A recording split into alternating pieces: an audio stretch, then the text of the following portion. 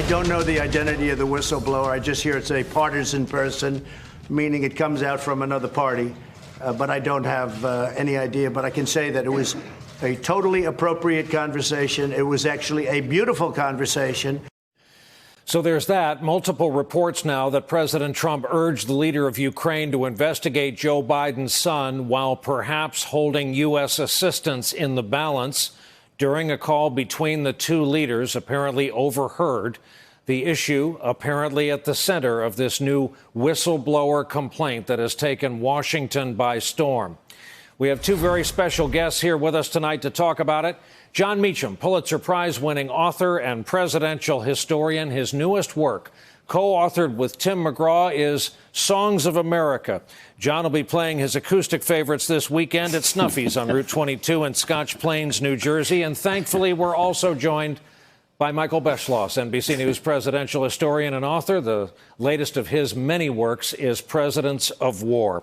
Gentlemen, good evening to you both. And Michael, one of the things Jon and I love about you is the fact that you can speak to a topic like the history of modern government oversight, which is no older than any of the three of us in this conversation.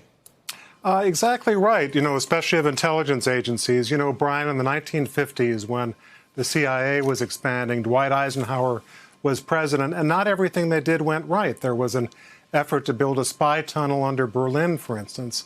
And so Eisenhower began bringing in consultants to help him assess whether they were doing the right thing.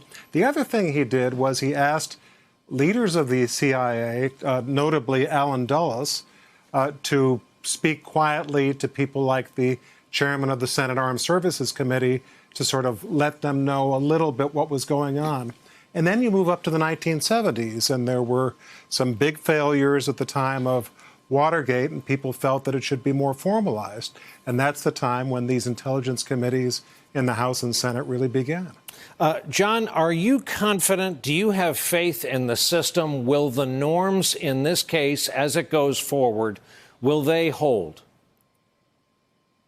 Well, I certainly hope so. And I think my own bet is that they do, but there's no guarantee. I think, to me, one of the most interesting things about this particular episode is presidential wrongdoing tends to, or allegations of it, tend to come to public attention through leaks to the Fourth Estate, right? The media plays this role.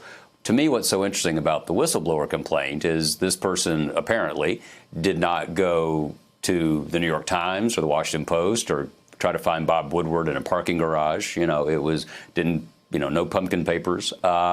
And so they've torn down that garage. Well, that's why. See, another reason that Beschloss is here is to know the various parts. Monumental trivia. And the Howard Johnson's is gone, right? Right. I've been made into a. We can go on all night. I'd better not say. This is playing out within the governmental structure in a way that most of the time complaints, allegations don't. And I think that makes this, in a way, even more interesting. This is someone, presumably, who has faith in those norms. And that may be more important than my opinion of it. But also, Michael, I have to inject this. We're watching witness intimidation in real time. Rudy last night, the president today. We don't have a name. We don't know a gender or a department. But they're going after this person and this act they've committed.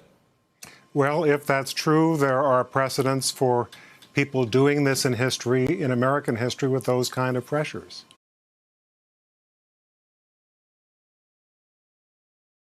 Hey there, I'm Chris Hayes from MSNBC. Thanks for watching MSNBC on YouTube. If you want to keep up to date with the videos we're putting out, you can click subscribe just below me or click over on this list to see lots of other great videos.